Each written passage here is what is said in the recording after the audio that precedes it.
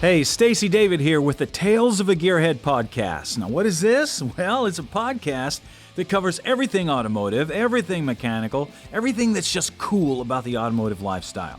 And since that's just about everything, you're going to love it. Let's get rolling.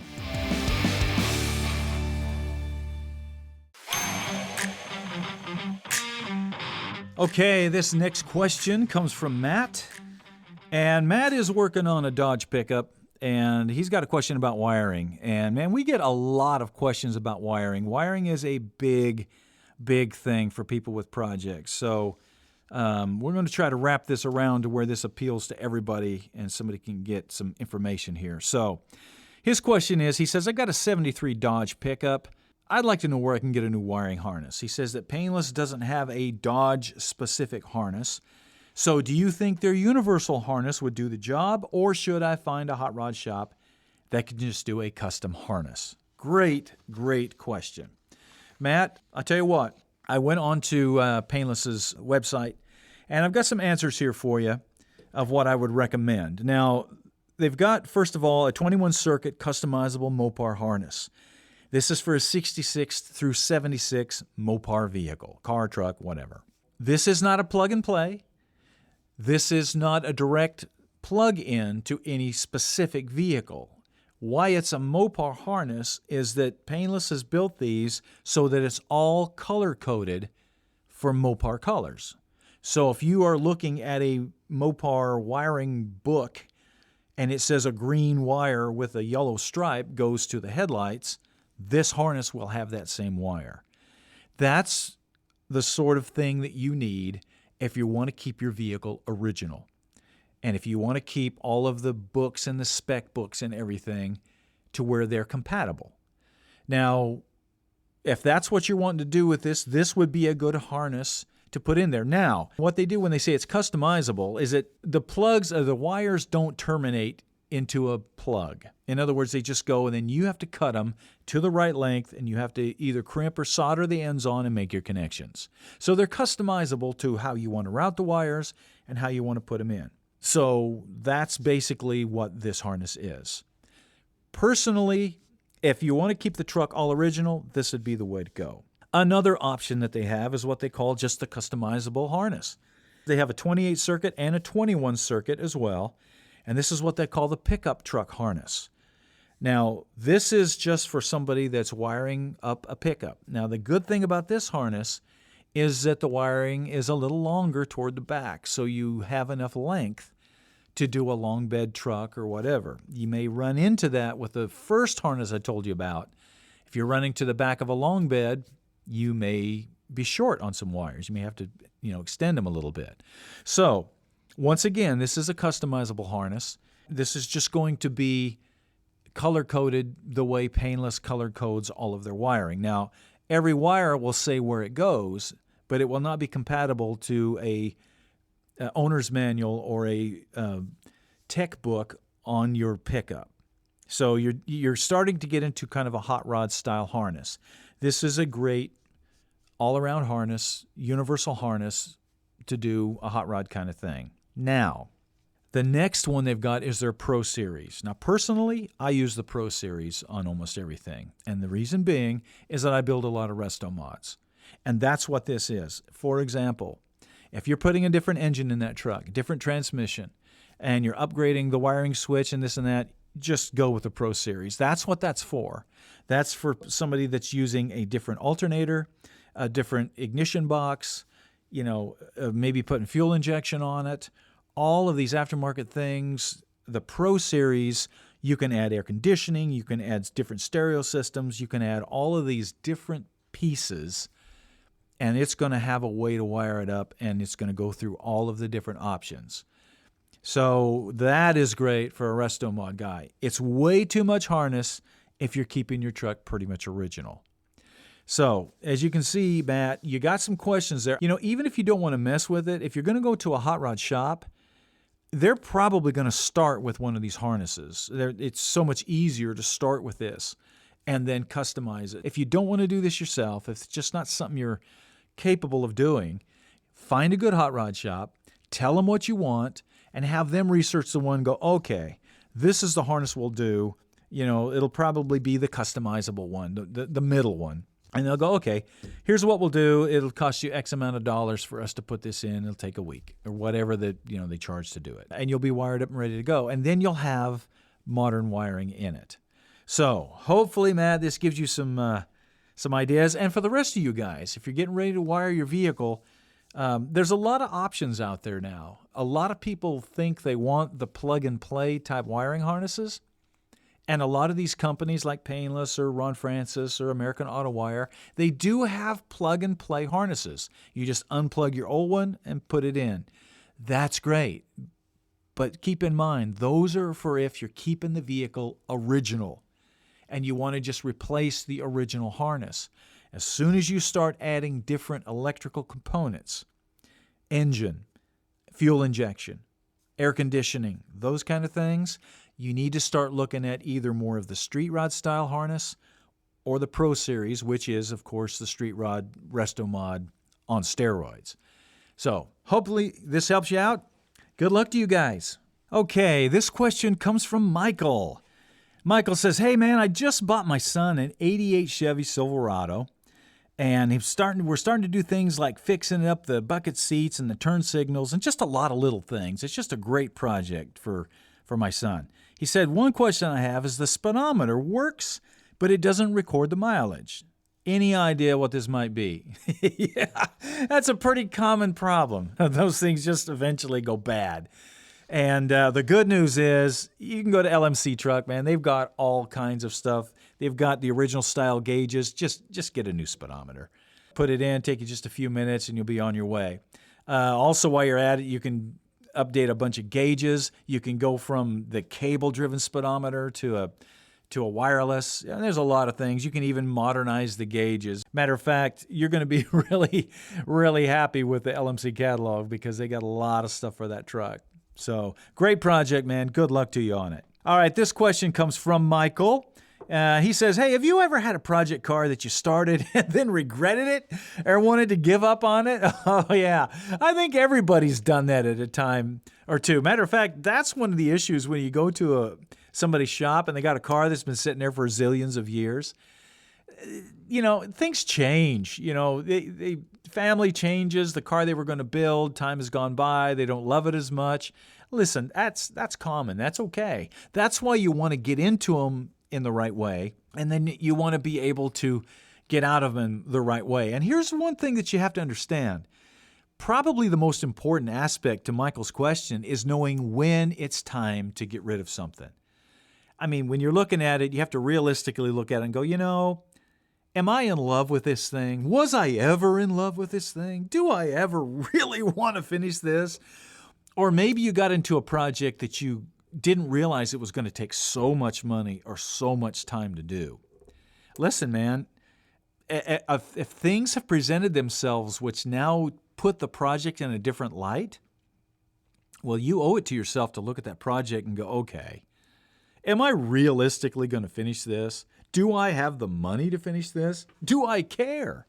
Is my wife walking out the door because of that car? Whatever it might be. And then I tell you what, there have been so many people. I've had a lot of what I call counseling sessions with car guys.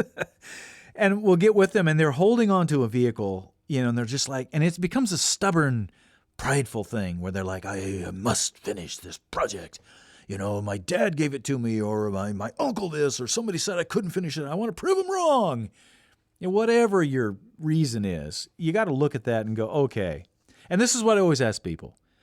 Are you going to be happier with it gone, or are you going to regret it and wish you never got rid of it? Realistically, if your answer is, oh my gosh, it would be such a load off my mind if I didn't have that thing out in the garage, then sell it, sell it, sell it. Sell it so fast you can't even believe how fast you're going to get rid of that thing. Because it's wearing you down. It's sucking the soul right out of you. And that's not what a project is supposed to do. You're supposed to be excited when you think about it. You're supposed to be, it's supposed to bring you joy and give you more. It's supposed to recharge you when you go out there, not suck all the power out of you. So, yeah, if you've got into something, or even the project has changed, or it's just not something you ever liked, Yeah, get rid of it. There's no shame in that. And then get what you want. Get what you're now into. Okay, this question comes from Mark. He says, what would you rank as the best 40s or 50s engine to put in a Model A? He says, I'm thinking of building a cruiser Model A.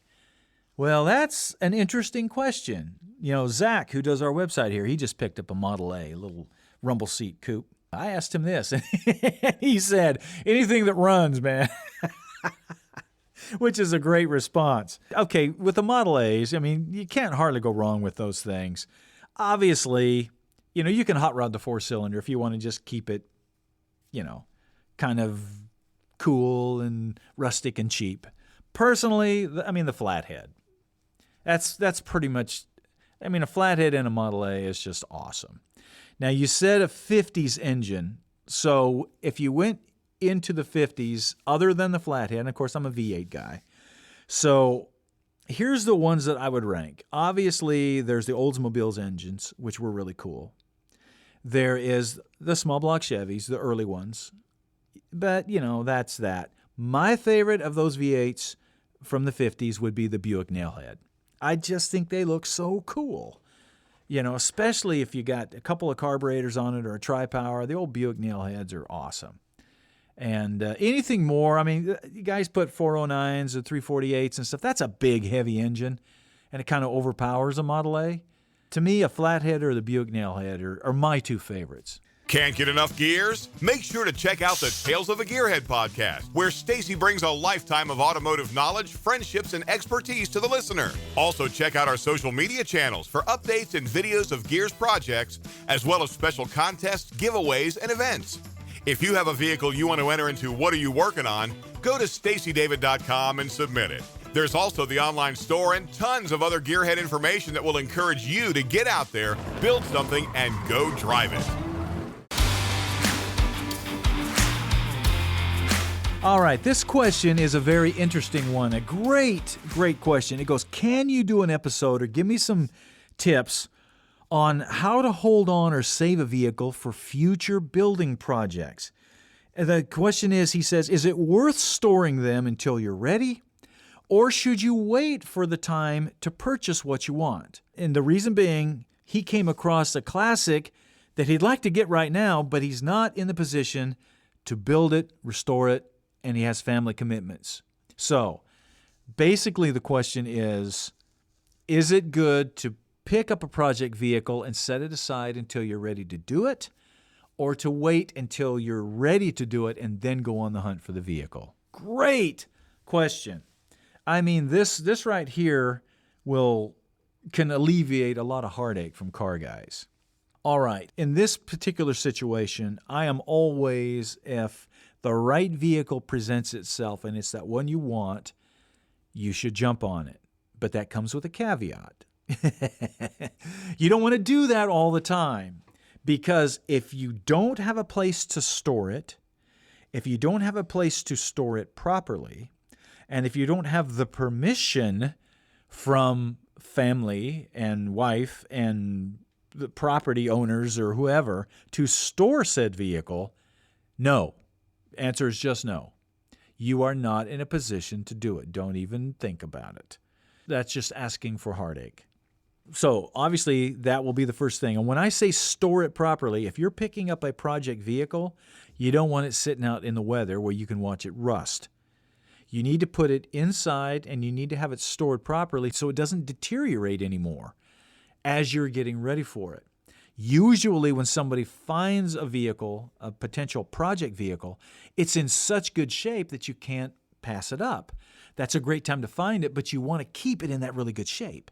So you want to store it properly. That means you need to have a covered place for it to be, and you need to be able to keep it out of the weather and the rodents and all of the things that'll deteriorate on it. Now, if you have that, then by all means, pick up the vehicle, set it aside. Sometimes just walking out there looking at it can be a great incentive. One of the things that I suggest, and we've actually shown this on the show many times, is that you get your vehicle and then you slowly start putting the parts together for the build after you've laid out what you want to do. And then, as you get your motor and you get your axles and your wheels and tires and everything, you're getting it all together. Then when you start working on it, man, that thing's going to go together quick. And it's just going to be exciting. And the thing is, the excitement that builds as you're getting your parts and going together will carry you through that time until you start working on it. Obviously, if you can do it this way, it's a great way to do it. Now, look at what I just talked about, though. You not only have to have room to store the project vehicle, but you also have to have room to store all the extra parts that you are picking up along the way. So you're talking at least 2 bays, 2 garage bays of storage that don't go for something else. So the Christmas tree and the canoe, the Ranger Polaris, UTVs, those have to go somewhere else. You have to have a dedicated shop, garage, space, whatever, for the vehicle and the parts. If you don't, this is not a good way for you.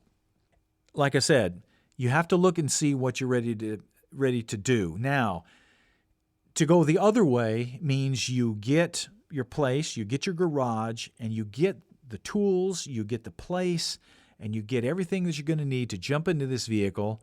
Then you go on the hunt for the proper vehicle. That's also a great way to do it. Because then you immediately put the vehicle into the space, you can start working on it immediately, and you can start getting parts for it. Obviously, the drawback to that, a lot of people will say, well, that certain vehicle, that only comes along once in a while. And I used to hear that, and I used to act on that when I was younger. And I have found through the years that that's not necessarily true.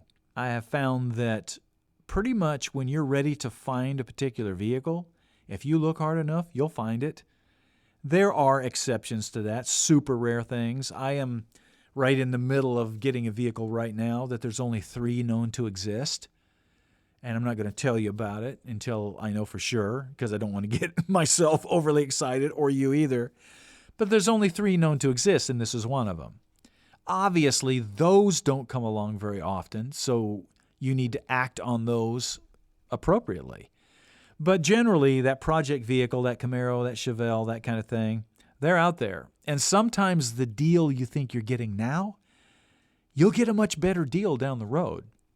I have talked to many people that are like, I want to build a 69 Camaro. And so they buy this old rusted out Hulk, and with the intention of doing this long build on it. And they get $10,000, $15,000, $20,000 into it.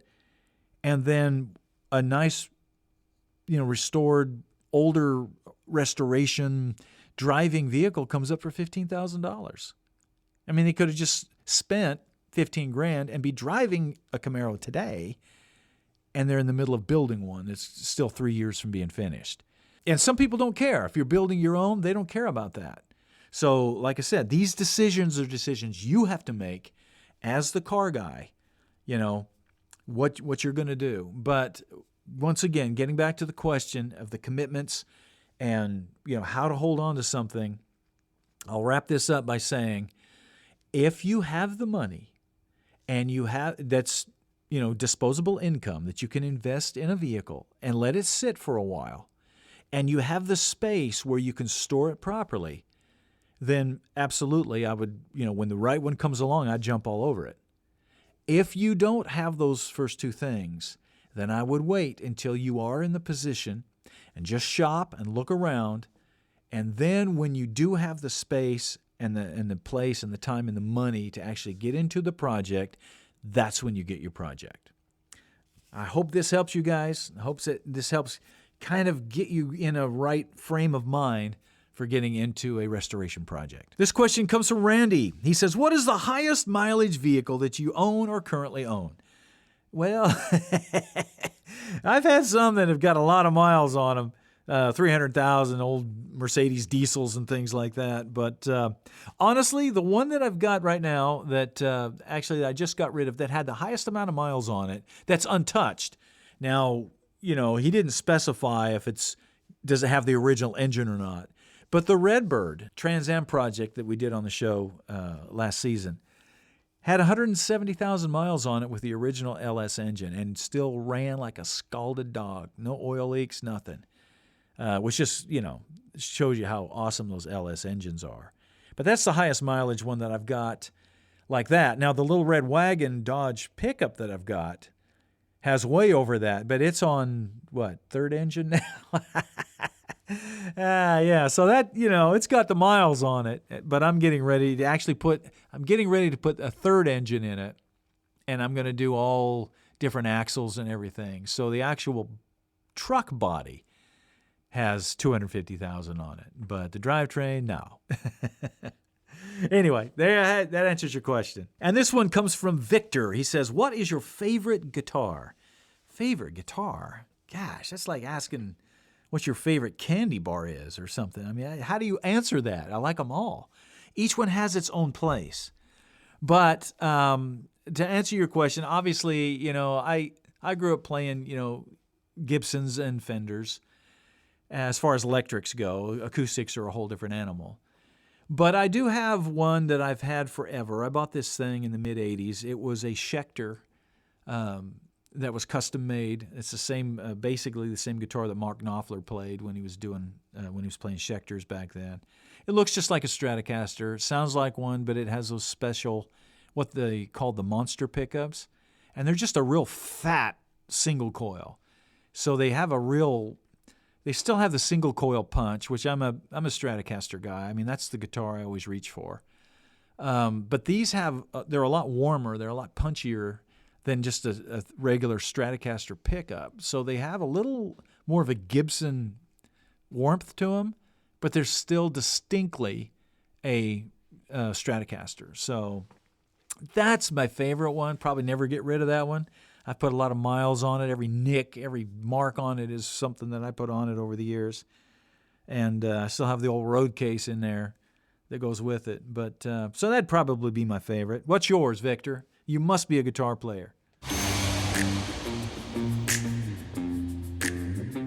Okay, so I was working in the shop the other day and drilling on some stuff. I pulled a drill bit out of the box. I went over there and started drilling and drilling and drilling, and it's not cutting. It's not cutting at all. I realize that I've got a dull drill bit. Things just worthless in there. And I realized that I have done exactly what I tell people not to do all the time, and that every gearhead does all the time. I've put a used, worn-out drill bit back in the box. Now, you might be laughing about this, but I know you've done this. Admit it. You go in, you're drilling on something, or you're using a saw blade, and you nub it down, or you burn it up, and instead of throwing it right in the trash can, you toss it aside, either thinking that you will eventually sharpen it, or you just put it back in the box for whatever reason. Only to find it the next time you need it, and you're like, I should have replaced that when I had the chance. So the crazy thing is, I've got this whole system that I usually am really good about. But from time to time, those drill bits, they become so valuable that you just know you're going to fix it or do something with it. And I have my drill doctor over there for sharpening drill bits. But that pile grows too. And eventually you're like, I'm just going to throw these away and just get some new ones. I don't have time to sharpen all these bits. So anyway, you ask, okay, how can you keep this from happening? Well, the system that I've got, when I, adhere to it, works really well. What I do, anytime that I wear down a saw blade or a drill bit or something like that, I immediately throw it in the trash can so you've got an empty hole in your box so you know there's one missing. And then I write down the drill bit that I need. So the next time you run down to the store or whatever, you pick up the drill bit. But one of the things that I always do is instead of just picking up a replacement one, I pick up at least two. That way you've got the one to replace it you broke, and then you also have one to replace it for the next time you do it. Because the biggest thing for us, when we're in production and we're shooting things, we're on a time limit. And so I can't be stopping and making a run down to Home Depot or Lowe's or the hardware store or O'Reilly or whatever to pick up tools and equipment. So I try to have replacements there, and then I replace my replacements when I get a chance to. And this system works really good as long as I adhere to it. But as you can see, like any other mechanic, I mean, you get busy and you forget about stuff, and every once in a while it will rear its head. So when you're out there, when you're picking up stuff, make sure you pick up a second replacement. And man, you'll be so glad you did, because that way you'll have the replacement. You can go right back to work, and you don't lose 2 hours making a run down to the store to pick up another drill bit like I had to do.